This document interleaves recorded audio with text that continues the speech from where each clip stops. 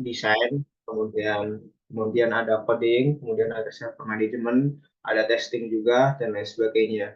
Nah, presentasi ini saya fokuskan ke intro web dev sama karirnya.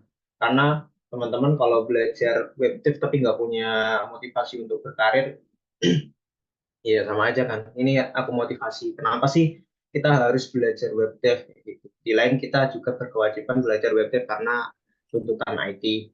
Nah, selanjutnya ini ada understanding web development. Jadi web development itu ada dua ya, yaitu front end sama back end secara keseluruhan. Jadi front end itu untuk involve the user interface atau apa yang klien itu bisa lihat, sedangkan server side itu dari backend sendiri itu iya ada logic database, kemudian apa yang sebenarnya kita nggak lihat, tapi prosesnya itu ada. Misalkan kayak ngitung ngitung tagihan setiap setiap hari gitu. Jadi ada website itu yang dia itu ngejalanin atau scheduling setiap hari ini kita ngerangkum kira-kira dia itu tagihannya berapa gitu.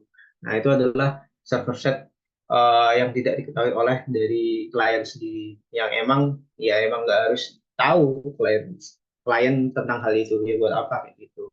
Nah, dari UI yang develop sama logic dari server set tersebut itu kita akan membuat suatu website yang fungsional seperti itu. Nah, selanjutnya dari front end development itu apa sih yang kita harus pelajari yaitu HTML, CSS sama JavaScript. Jadi belajarnya itu sama ya yang ini ya. Jadi HTML dulu, habis itu CSS, habis itu JavaScript. Jadi nggak bisa untuk langsung ke React.js gitu, nggak bisa kayak gitu. Dan front end sendiri itu untuk memastikan bahwa tampilannya itu interaktif, kemudian responsif. Setidaknya kalau misalkan nggak interaktif, itu tampilannya itu clean gitu. Jadi nggak kayak apa ada burung-burung lewat apa-apa kayak gitu seperti zaman saya masih ada blogging kayak gitu itu yang mana untuk user experience-nya itu sangat dibutuhkan.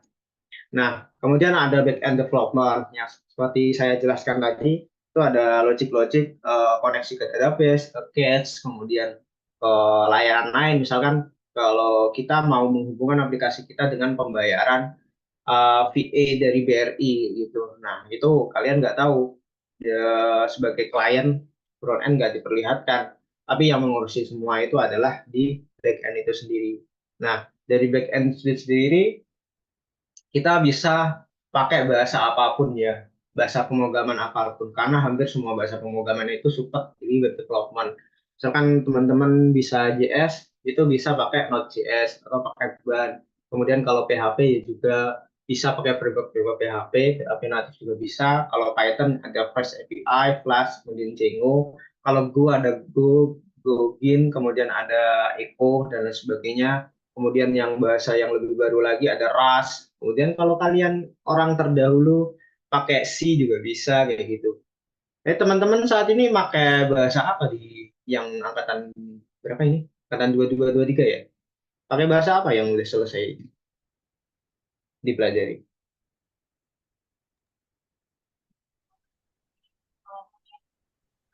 Untuk yang pernah dipelajari sih PHP sih Mas. Baru dipelajari secara otodidak. Wah, ternyata Anda cowok ya.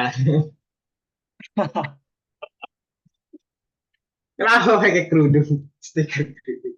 Mohon maaf Jadi Mas, bisa ya? ini kameranya error saya Mas. Bisa on cam. Ya nggak apa-apa. Jadi kalau pakai PHP bisa aja. Yang jelas nanti kalian harus belajar fundamental dari PHP terlebih dahulu, baru kita belajar dari dasar-dasar yang lain. Misalkan kita bisa pakai framework. Jadi framework itu adalah suatu kerangka kerja ya. Jadi kalau bedanya framework sama library, kalau library itu kita bisa pakai sesukanya kebutuhan kita. Tapi kalau framework itu kita pakai dengan template yang sudah ada aturannya di framework tersebut. Misalkan Laravel. Teman-teman pasti udah sering dengar kan Laravel atau yang di Python ada Django, ada Fast API dan sebagainya.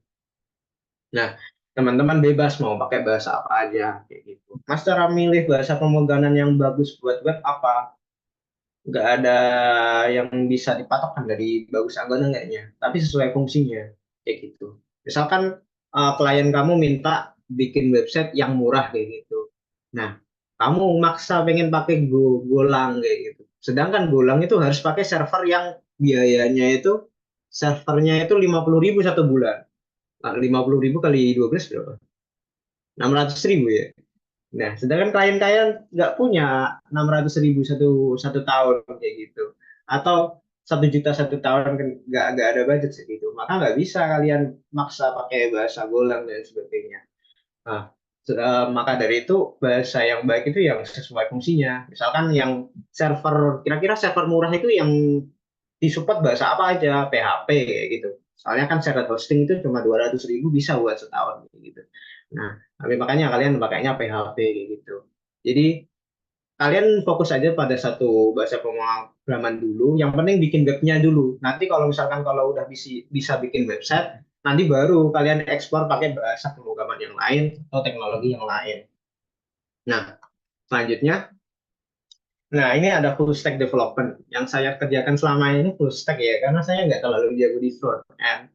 Jadi front end-nya itu kan biasanya orang-orang tampilnya bagus ya gitu. Saya terlalu pusing dengan front end. Akhirnya saya pakai komponen-komponen yang udah jadi, terus saya padukan dengan back end yang saya buat kayak gitu.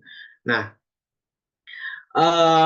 apakah full stack development itu selalu lebih menguntungkan daripada front end sama back end? Nyatanya tidak di suatu penelitian, ya, responden.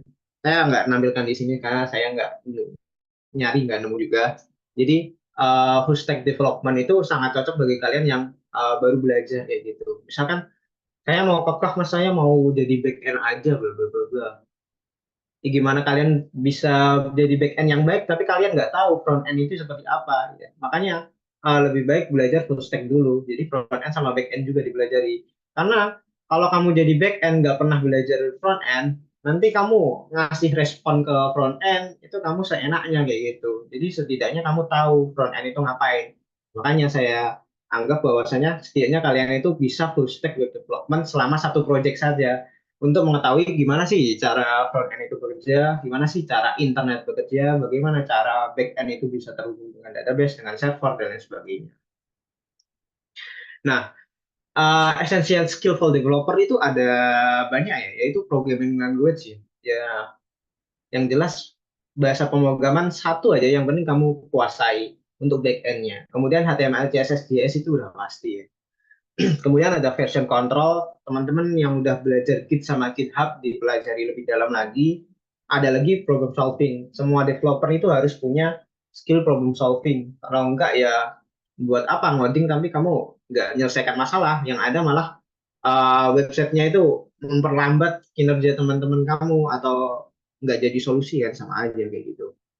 Nah, di sini di PPT ini saya mengusulkan bahwa ada React sama Django. Kalau misalkan untuk kesuksesan ini React sama Django bukan atas dasar di Indonesia ya, tapi di dunia ya. Karena kalau perpaduan antara React sama Django itu React itu termasuk front end paling populer, sedangkan Django itu back end yang bisa dilakukan secara cepat kayak gitu. Karena dia pakai Python. Kalian kan kalau ngoding Python kan cepet banget kan itu Temu bisa switch kayak gitu. Tapi kalau kalau kalian nggak setuju ya silahkan aja ganti nggak apa-apa.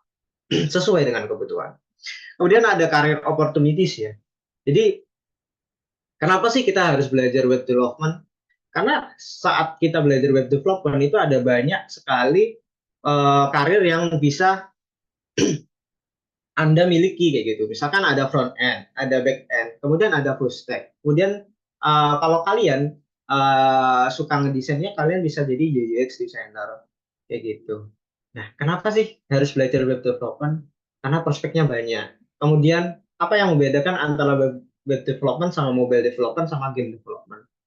Karena kenapa orang-orang itu lebih suka dibikinin website daripada apps? Itu karena kalau kita bikin website, kita nggak perlu install-install, klien kamu nggak perlu install. Misalkan, mas saya punya usaha sablon kayak gitu. Saya mau dong aplikasi dibikinin aplikasi Android kayak gitu sama iOS. Udah bikin Android sama iOS kayak gitu. Padahal kalau bikin website aja, tinggal bikin di website sekali bisa dibuka di semua platform, di Android bisa, di iOS bisa, di laptop bisa, di embedded system juga bisa. Itu mengapa web development itu pasarnya banyak. Loh, Mas, saya belajar web development juga, Kak Mas. Tapi saya pengennya jadi desainer, tapi saya pengennya jadi project manager, tapi saya pengennya jadi tester gitu. Boleh boleh aja nge-skip belajar belajar web development. Tapi kalau kalian belajar development, web development, satu project aja kalian pernah bikin dan itu kalian kerjakan sendiri terus kalian tahu betul caranya bikin. Itu bakalan menjadi nilai tambah di kedepannya. Kalian tahu tadi di resume saya itu kan, di CV saya kan, saya pernah jadi web development, sedangkan saya sekarang kerjanya sebagai project manager gitu. Kira-kira apa yang menjadi mengapa saya diterima menjadi project manager? Ya karena pengalaman freelance saya, ternyata seperti itu saya tanya-tanya. Karena kalau project manager pernah menjadi freelance development, artinya kan saya tahu proses cara bikin websitenya gimana. Jadi nggak suka ngawur-ngawur, ayo sekarang developer harus selesai sekarang kayak gitu. Nggak ngawur seperti itu.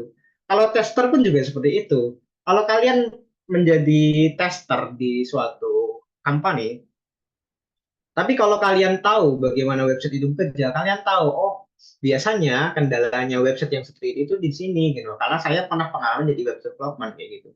Sama juga dengan UI UX designer kayak gitu. Kalian sebagai UX designer, kalian tahu kira-kira desain yang gimana nih yang mudah diimplementasikan bagi front end, tapi juga diterima sama klien kayak gitu.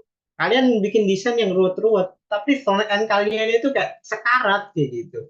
Terus dari klien kalian itu nge-load website kalian itu perlu 10 detik, itu udah frustasi gitu.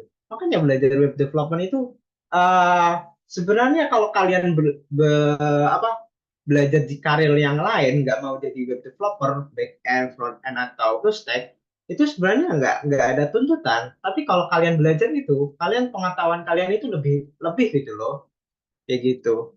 Makanya kalau kalian lihat di LinkedIn, beberapa beberapa job itu ada yang ada tulisannya gitu, developer, pengalaman menjadi developer diutamakan. Karena ya kalau punya pengalaman developer ya lebih baik gitu. Karena tahu prosesnya kayak gimana. Seperti itu.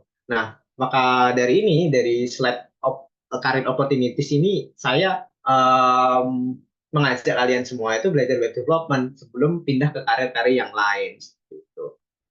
Nah, kemudian ada freelancing atau employment. Ya, ini teman-teman pasti bingung ini. Enaknya nge-freelance apa jadi pekerja ya Mas ya? Iya, kalau nge-freelance itu berat. Kemarin saya dapat itu, saya total dapat klien itu ada kalau nggak salah 5 sampai 6 kayak gitu. Tapi cari klien itu, kita itu kayak hoki kayak gitu. Kalian kalau kita cari klien sendiri itu susah minta ampun. Itu karena kita punya koneksi kayak gitu. Jadi teman-temanku si Izas itu dia punya koneksi, punya orang yang punya PT bla bla bla, terus kenalan dan lain sebagainya. Terus oh saya ada kebutuhan ini, saya minta dibikinin ini dong kayak gitu. Jadi nge-freelance itu beratnya di situ. Tapi enaknya ya kalian jam kerjanya fleksibel, kemudian kalian nggak terikat sama peraturan perusahaan dan lain sebagainya. Tapi kalau employment kalian ya tinggal duduk manis, ngoding, jam 5 udah waktunya pulang, pulang. Habis itu besok jam 9 kerja lagi, terus pulang lagi, ngoding sesuai kayak gitu. Tapi saya rasa semua orang itu nggak boleh menunda untuk bekerja gitu. Saya nih mau mulai freelance itu di semester 8 kayak gitu. Semester 8 saya keterima kerja jadi project manager itu di semester 9 setelah lulus. Di sekarang barusan kemarin ya, Agustus kayak gitu. Coba bayangin kalau kalian itu udah nge-freelance dari semester 5 gitu. Kira-kira kalian keterima kerja jadi full time, entahlah kalian mau jadi apa, misalkan project manager, back end, front end itu, kira-kira kalian bisa dapat kerja di semester berapa? Di semester 8 udah mungkin kan? Di semester setelah lulus langsung kerja udah mungkin kan? Atau bahkan sebelum sebelum KKN udah kerja, itu mungkin banget.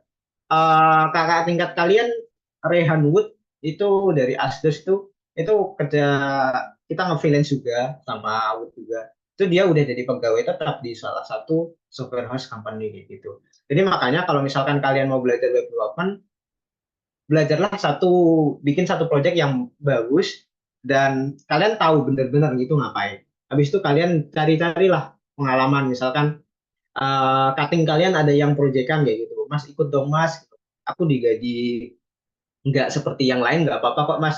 Soalnya kan saya bakalan ngerepotin, misalnya karena bakalan tanya-tanya, tapi nggak apa-apa demi CV kamu. Karena kalau CV kamu udah ada tulisan pengalaman freelance, kamu bakalan menjadi nilai tambah. Seperti itu. Kalian masih semester 3 semester 5 kalau udah punya freelance itu bakalan lebih baik. Gitu. Dan itu yang aku sesalkan kenapa aku dulu di kuliah main-main aja, kenapa nggak nge-freelance dari dulu. Kayak gitu. Kemudian yang harus diperhatikan sebagai web development dalam pengembangan website itu adalah continuous learning.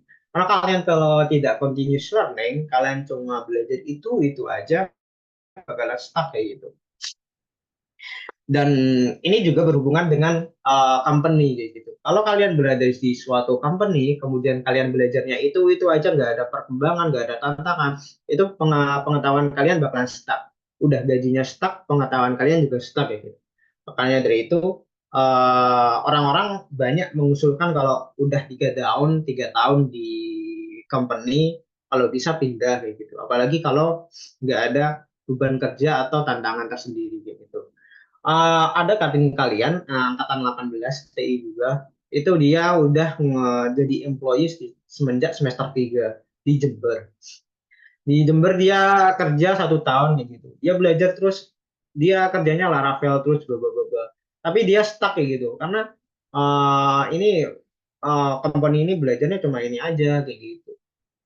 Saya harus namanya company tech itu harus beradaptasi dengan tech. Hasil dia pindah kerja, dapat kerja di Singapura, kemudian dapat kerja lagi di Singapura lagi, dan sekarang kembali ke Indonesia seperti itu.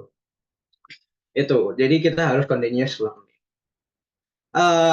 Dan conclusion dari presentasi ini adalah career opportunities di bidang web development itu banyak. Tinggal kalian itu mau belajar apa enggak gitu. Kalau kalian udah belajar dengan baik, nanti kalian dapat opportunity yang lebih baik seperti itu. Terima kasih. Sampaikan terima kasih kepada Kak Zidni. Teman-teman yang ingin bertanya bisa melakukan raise hand ataupun bertanya melalui kolom chat Zoom. Mungkin teman-teman ada ide tentang website bisa didiskusikan dengan Kak Zidni.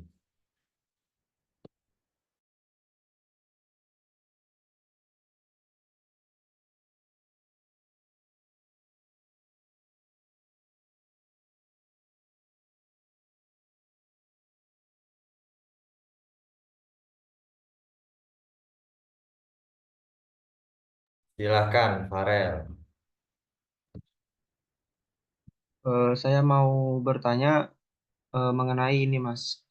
Biasanya tuh framework yang sering dipakai oleh perusahaan itu apa ya, Mas? Oke, mungkin itu.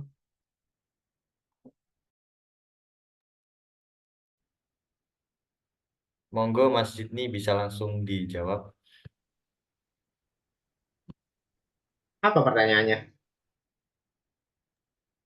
Pertanyaan saya itu biasanya framework yang sering dipakai oleh perusahaan itu apa ya, Mas? Nah, gini. Oke, terima kasih pertanyaannya. Apa sih framework yang sering digunakan buat company? Kalau front end, tak lain tak bukan itu adalah React.js sama Vue.js. Itu dua-duanya itu udah nggak ada tandingnya. Karena front end itu nggak bisa lepas dari JS. Yang browser support kan cuma JS buat buat UI. Jadi React sama Vue.js itu bakalan itu nggak ada tandingannya. Kalian bebas mau dengan Laravel. Ini biasanya Laravel itu gandingannya sama Vue.js, walaupun ada Laravel sama React. Tapi hubungan mereka lebih romantis gitu antara Laravel sama Vue.js. Sedangkan React.js itu di framework semua itu bisa di Laravel bisa, di Django bisa, di Go bisa kayak gitu. Dan kebanyakan komen juga pakai React.js. Itu kalau front end-nya. Kalau untuk back end-nya biasanya tergantung sama company-nya. Kalau software host itu biasanya pakai Laravel, pakai Express JS, kemudian kalau Golang pakai Gin kayak gitu. Kalau perbankan, kalau software perbankan itu biasanya pakai Java, Java Spring Boot, Java Spring Boot. Kemudian kalau e-commerce itu biasanya pakai Golang. Terus kalau yang rumah sakit, terus itu biasanya pakai Laravel sama Coordinator kayak gitu. Nah, kira-kira saya mau belajar framework apa kayak gitu kan mungkin pertanyaannya kayak gitu. Belajar framework yang kamu bisa bahasa pemrogramannya aja biar nggak terlalu lama. Misalkan kayak gini. Misalkan kamu sekarang udah belajar Python sama PHP gitu. Kamu bisa belajar frameworknya yang Python sama PHP. Misalkan pakai Laravel atau kalau Python bisa pakai Fast API atau Django kayak gitu. Biar belajar kalian itu cepat terus segera bikin website kayak gitu. Karena kalau Indonesia itu Indonesia itu mereka pasarnya Laravel kalau software host. Kalau di luar negeri selain itu rame. Tapi kalau Indonesia itu kayak kebanyakan cuma Laravel, kemudian Express sama Golang. Itu aja. Kalau kalian belajar di Java dan lain sebagainya ada. Cuma biasanya kalau Java identik sama perbankan. Terus kalau misalkan net itu juga bagus juga. Net itu cepat. Jadi apa ya, SP Netcore itu banyak digunakan, tapi company-nya biasanya gede banget, misalkan kayak Astra atau BRI Assurance itu pakai net. Seperti itu. Ada feedback? Oke Mas, terima kasih dapat dipahami. Oke, terima kasih Mas Jidni dan juga Farel. Selanjutnya Mas Kisan Afif, monggo. Baik, terima kasih atas waktunya. Misi Mas, saya mau tanya, beberapa waktu yang lalu tuh sempat rame kalau ada bahasa pemrograman TypeScript. Nah, itu TypeScript itu kira-kira cocoknya dipakai kapan ya, Mas? Karena kan dia dari JavaScript ya.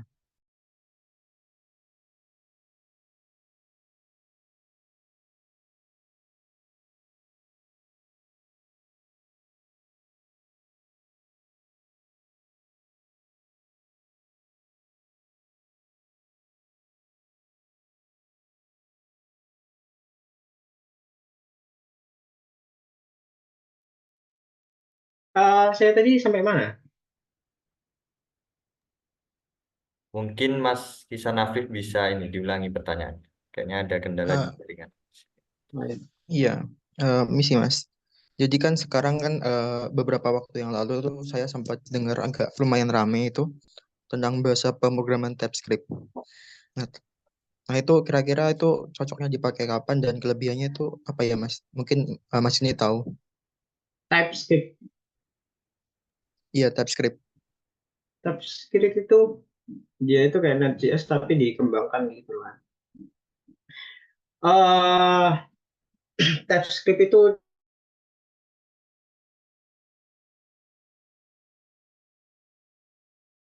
karena jarang ada company yang misalkan company banking atau company asuransi atau company apa itu yang fokusnya pakai TypeScript itu jarang. Karena kan TypeScript masih tergolong baru-baru kan. Jadi terus belum terlalu sustain. Tapi mentor saya pas belajar Golang itu di Talent Active itu dia kerja jadi mid mid developer di atasnya junior di bawahnya senior itu dia mid developer di salah satu company di Indonesia itu dia pakainya TypeScript gitu. Terus kapan pakainya TypeScript? Ya frameworknya JavaScript itu support TypeScript kayak gitu. Misalkan Express, misalkan React kayak gitu. Kalian pakai TypeScript bisa. Karena TypeScript itu kayak penyempurna dari JavaScript gitu loh. Jadi JavaScript kan banyak kekurangan. JavaScript kan cuma ada di browser, kayak gitu kan. Nah, untuk bisa di run di mana di di server itu perlu runtime-nya. Runtime-nya JavaScript apa aja? JS, Dino. Kalau buat penulisannya itu pakai TypeScript. Gitu. Tapi ya engine-nya tetap aja pakai Node.js atau kayak gitu. Cocoknya buat apa? semua project cocok aja. Apalagi ya projectnya itu front end sama back endnya jadi satu, jadi apa namanya, pakai JS semua, lebih enak. Kenapa orang-orang itu lebih suka pakai JS di web gitu? Karena front end sama back endnya pakai sama-sama pakai JS gitu, jadi enak. Tapi ya JS tetap aja punya, dan tidak semua project itu tentang bahasa pemrograman, tapi tentang fungsional sama kecepatan kayak gitu.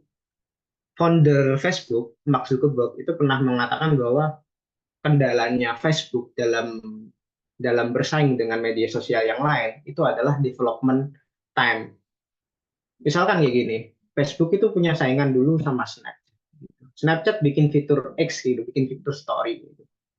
Snapchat bikin fitur story itu pakai bahasa misalkan Golang atau apa kayak gitu. Nah, Facebook harus cepat-cepat ngikutin fitur barunya dari Snapchat kayak gitu. Kan nggak kalah saingan kayak gitu. Maka dari itu Facebook itu bilang kalau kendala kita itu dalam bersaing itu adalah development time atau waktu develop fitur itu. Kalau develop fitur itu lama, kalian misalkan pakai C buat develop fitur itu atau C++, ya bisa aja, tapi lama kayak gitu. Makanya uh, development time itu penting juga. Misalkan kalau untuk memangkas Google itu pakai Python, karena kan memang cepet banget kan. Ada salah satu website Google itu pakai Django, karena emang cepet. Kemudian Instagram itu juga pakai Django, pakai Python, karena emang harus segera cepat keluar gitu fiturnya. Gitu bisa Nafif. Mungkin ada yang tanya. Cukup sih, Mas. Terima kasih. Oke, sama-sama. Oke, selanjutnya ada Mas Adi. Monggo Mas Adi. Ya, makasih Lucky buat kesempatannya. Mas Jidni izin tanya, mohon maaf sebelumnya saya nggak pakai kamera karena nggak memungkinkan on cam. Mau tanya Mas, buat tantangan berkarir ketika masih berstatus mahasiswa, itu kan kalau yang saya lihat cenderung kayak tugas akhirnya tertinggal gitu. Karena mungkin udah kerja, udah kena uang, akhirnya kan kayak aduh ya udah kerja aja gitu. Sedangkan kalau di sini kan dari Mas Jidni, alhamdulillah kemarin kan udah lulus juga, terus udah kerja juga, jadi jalan dua-duanya. Nah itu mungkin bisa dikasih tips Mas, kayak biar dua-duanya jalan, dua-duanya nggak ketinggal gitu. Makasih Mas. Oke, makasih pertanyaannya ya. Lucky, BTW kamu mirip Maxwell. Kamu nggak pengen ikut COC minggu depan? Tahun depan. Oke, Ardi, makasih pertanyaannya. Selamat ya, Ardi udah keterima di Arkatama. Kamu ngelanjutin aku, ngelanjutin Arman, ngelanjutin siapa? Yang angkatan atasmu di Arkatama? Anak Imatif? Apa ya? Tester dia. Nah, itulah anak Humas pokok. Ya, Gusta. Kayaknya Arkatama sangat percaya sama anak UNED deh. TI UNED. Oke, apa sih tantangannya? Ini tantangannya ya, tantangannya berkarir di sebelum kuliah itu adalah waktu kayak gitu. Kebanyakan orang itu mikirnya kalau udah kerja itu ya udah punya staff yang lebih tinggi gitu. Padahal ya enggak juga kayak gitu.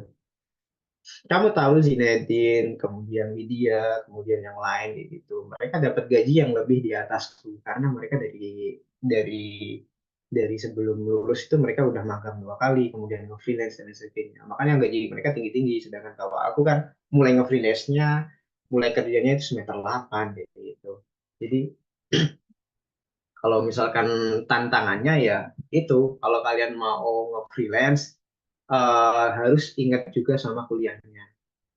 Kalau kalian tahu, ini perspektifku ya, orang-orang yang udah kerja tapi skripsinya belum lulus, itu karena memang udah bosan kuliah kayak gitu. Ingat-ingat bahwa kalian itu udah kuliah, masih kuliah ya, jadi segera diluluskan. Dan kebanyakan, menurutku, yang belum lulus itu bukan karena mereka udah kerja aja, tapi karena UKT mereka murah. Kalau UKT itu kan golongan 5. Terus kalau udah semester 8 ke atas itu dapat diskon 50%. Teman-temanku itu yang belum lulus itu yang udah kerja itu UKT-nya itu golongan 2 gitu. Yang mana Kalau diskon 50% paling 500.000 atau 700.000 atau 1 juta satu semester kayak gitu. Makanya mereka bisa menyepelekan kuliah dengan mudah kayak gitu. Kalau kalian KT kalian mahal mungkin kalian termotivasi. Tapi ini bukan tentang uang ya, tapi tentang kalian harus motivasi bahwa lulus segera kayak gitu. Karena gini, kenapa kalian tuh harus lulus segera itu karena kalian nggak bisa stay di Jember aja. Paham nggak sih? Jadi kalau kalian berkarir dapat spill aja ya, dari saya keterima kerja di Jakarta ini, itu mereka hiring saya lewat lewat LinkedIn gitu. Coba bayangkan kalian di hiring lewat LinkedIn, terus kalian, oh mas nggak bisa mas saya ke Jakarta karena saya masih kuliah gitu. Nah itu makanya motivasi di kalian buat segera lulus kuliah. Skripsi yang baik itu bukan skripsi yang levelnya itu dipuji-puji sama dosen, tapi skripsi yang baik itu skripsi yang selesai, sama skripsi yang nggak ada skripsi yang perfect kayak gitu. Bahkan Zinedine itu pernah yang penting lulus. Oh, kemudian teman-temanku juga pernah bilang yang penting lulus lah. Soalnya sekarang fokusnya kerja kayak gitu. Terus gimana cara bagi waktunya?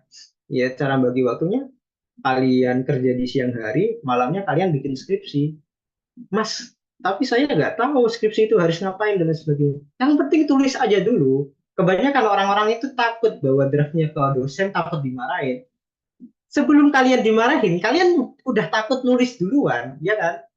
Buat nulis skripsi. Tulis aja dulu. Entah nanti dikasihkan ke dosen, dimarahin lah, direvisi dan lain sebagainya. Itu bakalan jadi motivasi buat kalian, bakalan jadi, oh ternyata skripsi itu nulisnya kayak gini. Kalian sebelum mencoba ya harus mencoba kayak gitu. Kalau kalian gagal mencoba, selamat, kalian gagal. Karena semua orang di dunia ini bahkan belum mencoba sama sekali. Jadi selamat kalian telah mencoba walaupun gagal. Seperti itu. Jadi kalau misalkan berkarir saat kuliah dan kuliahnya nggak terganggu, manajemen waktunya harus baik, kemudian motivasinya juga ada. Kalau kalian manajemen waktunya baik, kalian nggak motivasi ya sama aja. Kalian termotivasi tapi nggak bisa ngatur waktu dan sama aja gitu. Maka dari itu ada prioritas-prioritas tertentu. Maka dari itu, kalau misalkan sebelum kuliah, itu saya rekomendasinya itu freelance atau part time atau intern yang bisa remote kayak gitu. Kalau intern bisa remote, kalian bisa bimbingan mas ya kayak gitu. Tapi kalau kalian udah full time, kayaknya berat buat nge-manage waktu kalian seperti itu. Terus gimana mas biar berkarir itu bagus gitu selama jadi intern? Ini kan teman-teman mau intern, Adi mau intern, yang lain juga mau intern kayak gitu.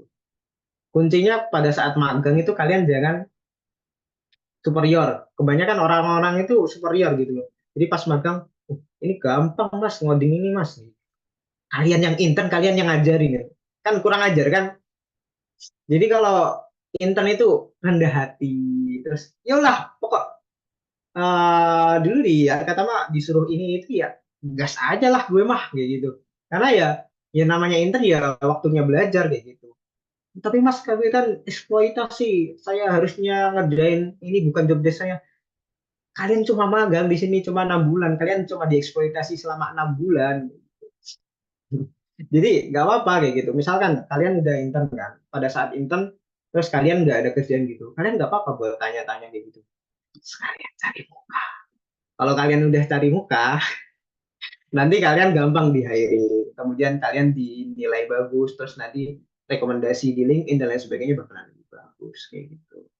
Jadi selama jadi magang dikasih kerjaan terima aja, nggak bisa tanya. Lagi senggang 1 jam ini nggak ngapa-ngapain, minta minta kerjaan itu demi belajar gitu masih.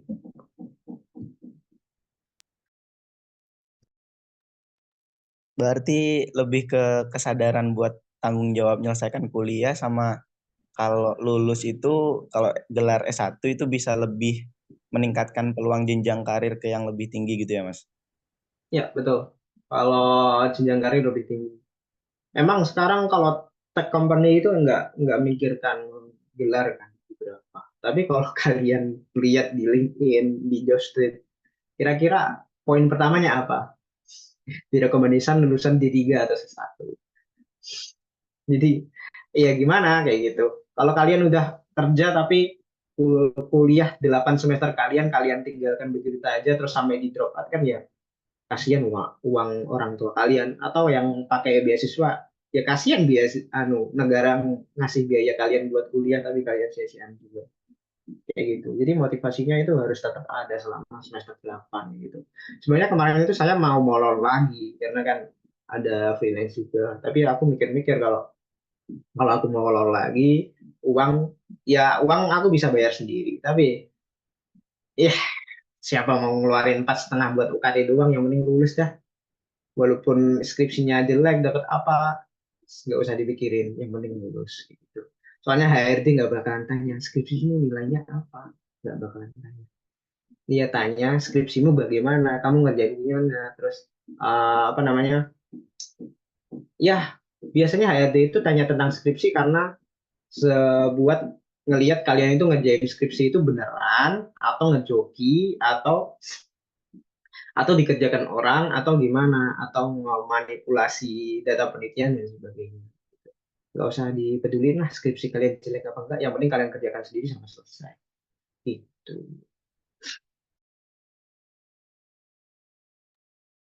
Gimana dari Mas Adi, ada feedback? Aman Kak Maxwell, aman aman. Oke, Tadi ada yang jempol-jempol ya yang mau tanya. ada lagi kah? Mungkin sembari ini ya, menunggu teman-teman, aku juga ingin bertanya nih Mas. Eh, Ya, kan masih semester 3 ya Mas. Nah itu mungkin ada tips and triknya dari Mas Jidni biar bisa cepet keterima freelance gitu Mas. Biar cepet dapat freelance gitu. Apa aja sih yang harus aku siapin gitu Mas. Mungkin itu Mas. freelance itu nggak keterima loh. Freelance itu negosiasi. Nah, jadi kalian dapat project itu kalian negosiasi. Ya, setuju nggak bikin ini? Ya, ya gitu. Tanya di grup saja. Boleh, boleh. Jadi kalau di semester 3 aku mau ucapin selamat ya buat kalian. Karena sekalian itu di angkatan kalian itu kurikulumnya bagus. Jadi menurut saya hal yang lebih baik menurut saya untuk kalian itu adalah kuliah aja yang benar. Karena kurikulum kalian itu udah paling bagus di antara angkatan-angkatan sebelumnya. Serius, dua rius, tiga rius. Jadi kalian fokus aja sama kuliahnya, sama belajar-belajar bikin website.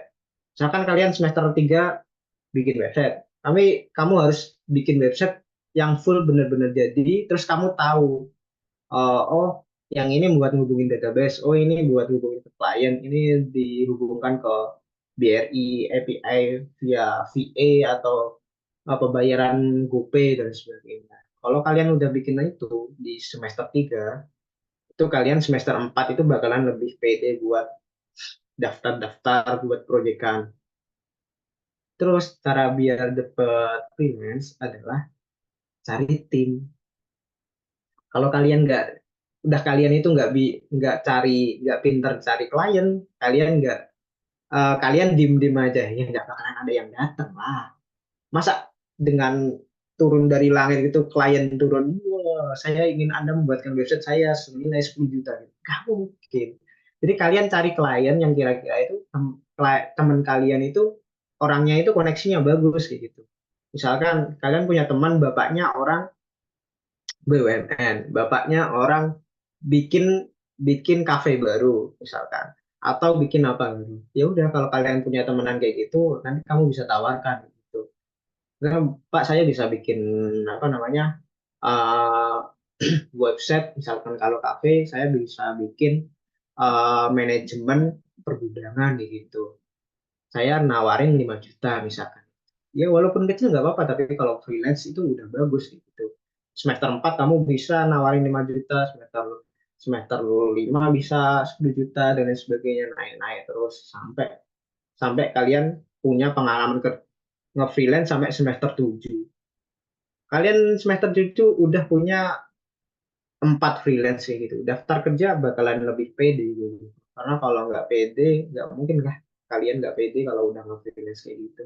Karena semester 7 itu banyak yang di dunia ini, semester 7 itu banyak yang masih leha-leha kayak gitu. Bahkan semester 9 semester 10 kan banyak kan yang leha-leha kayak gitu. Oke, Mas. Terima kasih. Mungkin teman-teman yang lain ada yang ingin ditanyakan lagi, bisa raise hand ataupun bertanya melalui kolom chat. Farel lagi, monggo Farel. Saya ingin bertanya, nah tadi kan Mas Zidni itu punya pengalaman tuh di project manager. Saya mau bertanya tuh, apa yang perlu disiapkan, apa saja yang perlu disiapkan untuk menjadi project manager? Apa yang perlu dipelajari juga gitu? Mungkin. Makasih. Oke, langsung tak jawab aja ya, Maxwell ya. Anu, sebenarnya kalian belum cukup lah buat tanya ini, karena maksudnya saya belum bisa menjawab, karena saya masih jadi project manager selama 1 bulan, gue. Saya mau ngasih gambaran apa? Saya nggak tahu. Tapi yang jelas gini, apa sih yang membuat aku keterima di project manager? Asumsi saya adalah pada saat itu saya dikenalkan pas saya terima jadi karyawan baru, saya dikenalkan ke CTO dan lain sebagainya gitu. Nah, dari senior project manager itu kenalin saya sebagai ini Mas project manager baru, dia udah pernah nge-freelance, bikin aplikasi, kemudian juga sering sama komunikasi sama klien dulu saat nge-freelance sama magang gitu. Jadi kalau kalian mau berkarir di project manager, kalian itu setidaknya pernah ngoding. Yang pertama. Yang kedua, kalian pernah ketemu klien. Kalian pernah negosiasi sama klien. Kalian pernah menyampaikan progres kalian ke klien. Kalian pernah ngomong nyengkel sama klien. Pak, ini nggak bisa fitur kayak gini. Saya merekomendasikan fiturnya seperti ini. Nah, itu kayak gitu, itu yang membuat aku keterima paling kayak gitu. Saya ngerasanya kayak gitu karena senior manager kenalkan saya ke atasannya seperti itu. Kemudian kemarin itu pas interview saya juga dites bahasa Inggrisnya karena saya udah pernah intern remote di USA. Saya juga pernah belajar ngomong bahasa Inggris, jadi agak lancar kayak gitu. Itu walaupun gajinya sebagai project manager nggak kayak project manager umumnya, ya anggap aja ini batu loncatan kayak gitu. Gitu. Jadi pentingkah web development untuk project manager? Ya, penting. Masa nggak penting? Kalian mau nge-freelance pakai apa? Mobile app susah juga cari cari customer ya. Kalau web app kayaknya lebih gampang. Gitu. Lanjut. Oke, Mas. Terima kasih. Oke, selanjutnya Mas Afif lagi, monggo Mas Afif. Oh iya, makasih atas waktunya. Saya mau tanya ini Mas, kan banyak orang yang bilang itu kalau kita tuh harus ekspor dulu buat nemuin apa yang bidang kita gitu. Nah, terus gimana cara kita itu bisa mengenali kalau itu tuh bidang kita dan gimana kita bisa tahu kalau itu bukan bidang kita gitu Mas? Oke, terima kasih waktunya. Kita harus mengenali bidang kita.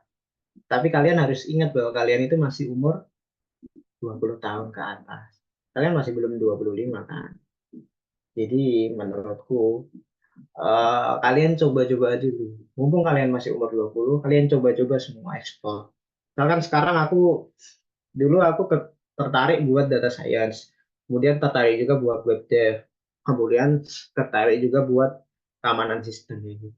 Tapi setelah aku coba-coba kayaknya lebih cuan di web dev, kemudian di data science saingannya banyak kayak gitu, terus perlu matematis, perlu kayak gitu. Jadi ya kalian coba-coba aja mumpung masih semester berapa ini? Semester 3 kayak gitu. Kalian semester 3 nyoba-nyoba, semester 3 belajar web dev, semester 4 mobile dev, semester 5 keamanan sistem, semester 6 ML kayak gitu. Kalian kalau udah selesai itu semua, kalian tahu kira-kira kalian lebih nyaman di mana? Kalau saya preferensi saya itu nyari fokus yang kerjanya itu lumayan, terus gampang cari uangnya. Misalkan web dev kan, saya milih web dev itu karena lumayan lah. Sekarang framework banyak yang lebih mudah digunakan. Kemudian orang-orang lebih suka bikin website daripada bikin aplikasi, apalagi aplikasi desktop kan sekarang banget kan. Itu. Terus apa ya? Kalau ngomongin ngomongin peribahasa, bukan peribahasa sih, moto. Mending satu fokus daripada bisa semuanya tapi nggak fokus. Itu benar, benar banget. Tapi kalau bisa jangan cuma satu doang nggak apa-apa.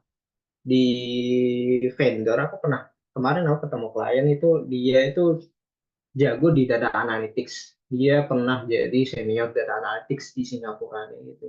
Terus dia perusahaannya itu bangkrut. Apa yang dilakukan? Apakah dia cari kerja lain? Enggak, dia bikin software house, dia belajar web development karena banyak peluang-peluang di situ. Web development digabungkan sama data science. Selesai dapat uang ratusan. Terus kalau masalah belajarnya kan susah mas. Iya, kalau mudah ya mending yang kalau mau yang mudah ya ngamen aja di perabatan kan lebih mudah. Jadi tukang parkir apa ilegal juga mudah. Kalau misalkan full time sama freelance enaknya gimana mas? Terserah kamu. Kalian punya preferensi masing-masing. Kalau aku preferensinya itu full time-nya itu nggak terlalu bikin mumet, tapi freelance-nya mumet nggak apa-apa. Misalkan aku kan sekarang jadi PM, sebenarnya mumet sih, cuma kan nggak semumet kalau web dev lagi ngodingnya gitu kan. Jadi full time-nya agak santai, tapi nge-freelance-nya itu agak berat itu. Walaupun nge-freelance-nya cuma 4 jam aja nggak masalah kan. Gitu. Tapi kan yang menghasilkan uang utama kalau full time kan gajinya kan stuck kayak gitu. Kalau freelance kan kalian harus cari sendiri gitu. Jadi cari aja, coba-coba aja, kira-kira kalian lebih serap yang mana. Ya walaupun kalian kayaknya web dev lebih cuan mas, tapi aku lebih suka bikin mobile apps, ya nggak apa-apa. Kalian kalian fokus di mobile apps aja nggak apa-apa. Nanti kalian kalau udah keterima kerja, kalau dapat klien, mau freelance gitu, lebih enak lagi kalau punya freelance.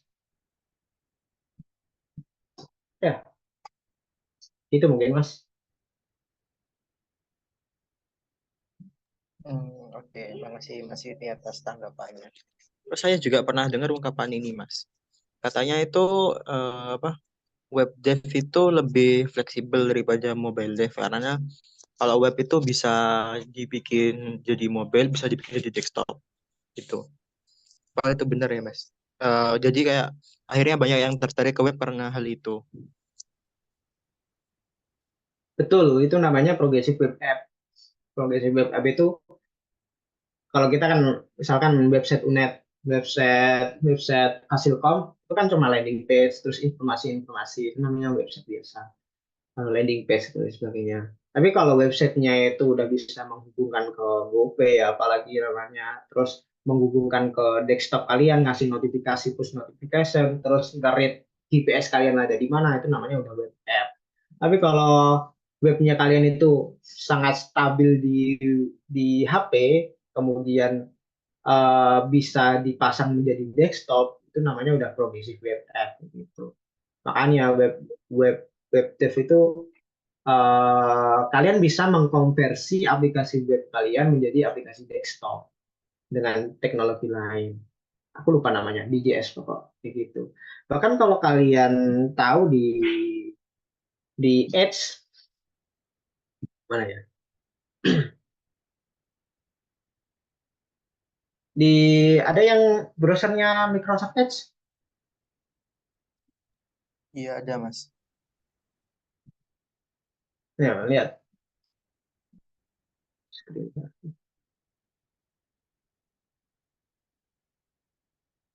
Microsoft Edge itu dia bisa bikin aplikasi kalian menjadi desktop loh. Misalkan kalian buka suatu website ya di sini, misalkan GitHub gitu. Di sini ada menu namanya App Available Install GitHub. Itu maksudnya itu web app-nya kalian itu bakalan dijadikan desktop sama Microsoft Edge. Kayak gitu. Jadi lebih gampang. Jadi bisa dikonversi website kalian menjadi sebuah desktop app kayak gitu. Terus Apakah benar bisa jadi mobile juga? Bisa jadi progressive web app. Jadi kalau kalian pernah lihat aplikasi yang di HP kalian aja, di HP kalian, tapi sangat responsif gitu loh. Terus tampilannya itu emang kayaknya dikhususkan banget sama mobile kayak gitu. Nah, itu fleksibelnya website bisa dibikin kayak gitu. Emang lebih sulit bikin progressive web app kayak gitu. Tapi kan lebih enak kan. Terus yang mungkin lebih menguntungkan lagi adalah biasanya ada satu bahasa pemrograman itu yang bisa dijadikan diekspor jadi aplikasi mobile. Misalkan kalau di JS itu ada React. Kalian bisa bikin aplikasi website dengan React kan. Nah, kalian bisa convert ke mobile dengan cara menggunakan React Native. Nah, Flutter juga gitu. Flutter bisa dibikin satu kode kalian itu bisa dibikin aplikasi desktop, website dan sebagainya gitu. Tapi Flutter itu lemot, ya gitu. Terus ada juga bahasa pemrograman C#. C# itu juga bisa digunakan buat mobile development kalau kalian tahu, walaupun nggak sepopuler itu. Kayak gitu. Nah, itulah mengapa orang-orang bisa ke web dev daripada. Tapi bukan berarti ini menjelekkan mobile dev. Mobile dev sulit kayak gitu. Makanya saya cari yang mudah-mudah aja. Lanjut. Kalau dari aku sih udah cukup sih, Mas. Lagian juga sebentar lagi juga ada IT Dev kalau teman-teman mau join dan lebih mendalami web bisa di situ. Siapa materinya?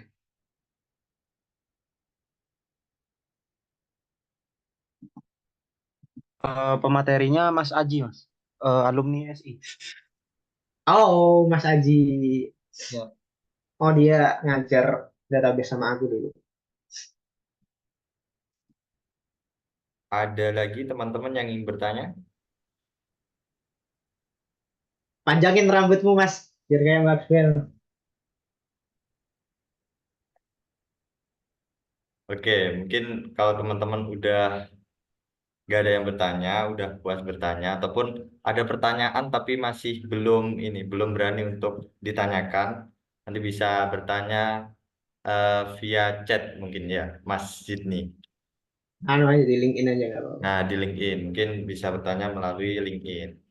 Oke, selanjutnya ialah sesi penutup. Sebelum kita tutup, teman-teman bisa melakukan presensi yang sudah di-share di kolom chat Zoom.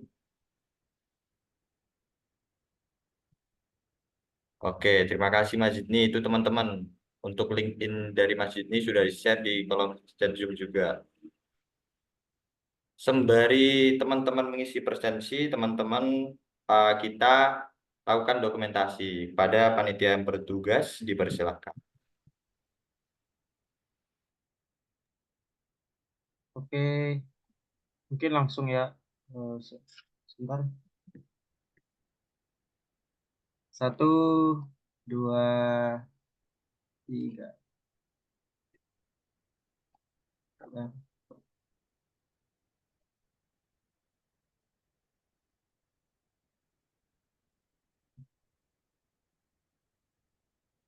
Oke, lagi 1, 2, 3.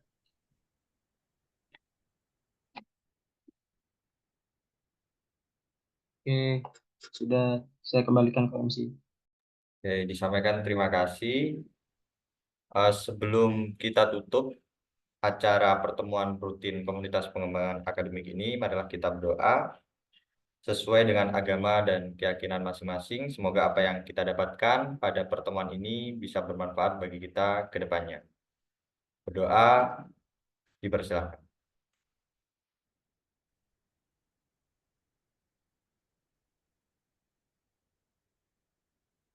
Dapat diakhiri. Disampaikan terima kasih kepada Kak Jitni dan juga teman-teman mahasiswa yang telah hadir pada acara pertemuan rutin komunitas pengembangan akademik. Saya Muhammad Kedidia, mohon maaf apabila ada salah kata ataupun tindakan. Saya pamit undur diri. Wassalamualaikum warahmatullahi wabarakatuh. Terima kasih. Ya, goodbye semuanya. Terima kasih Mas Sidney, lancar karirnya Mas. Ya, ya.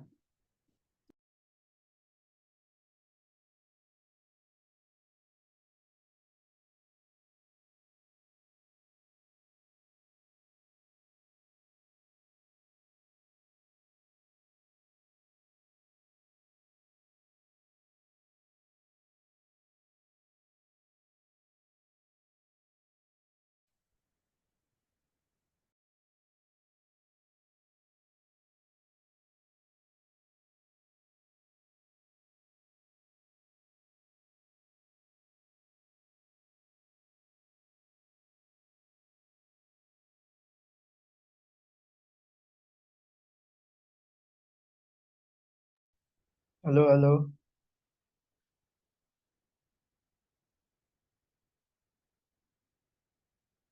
Lucky, Farel. Halo. Mas, Gitu sih. Persiapan buat bulan depan kita kayak cari pemateri lagi. Tanggalnya lo diskusi dulu sama Kadifmu dah. Kalau bisa cepetan tanggalnya dipersiapin, terus kalau bisa dipersiapin lebih proper lagi biar gak kayak tadi. Kok iso lo Zoom ya Allah. Kompak kayaknya kendala, kayaknya double lagi kendalanya double. Aduh, ono arek-arek. Oke dah, itu aja kayak terus lo oke habis ini apa kalau udah selesai itu nanti videonya kirim ke Adit kayak belum untuk draft gak sih biar diupload ke YouTube-nya Himatif. Iya, iya, enggak paham. Video rekordannya kamu up ke drive, link Yo, drive-nya stop nanti bro, kirim sik, sik. ke grup. Sik, sik. Kita stop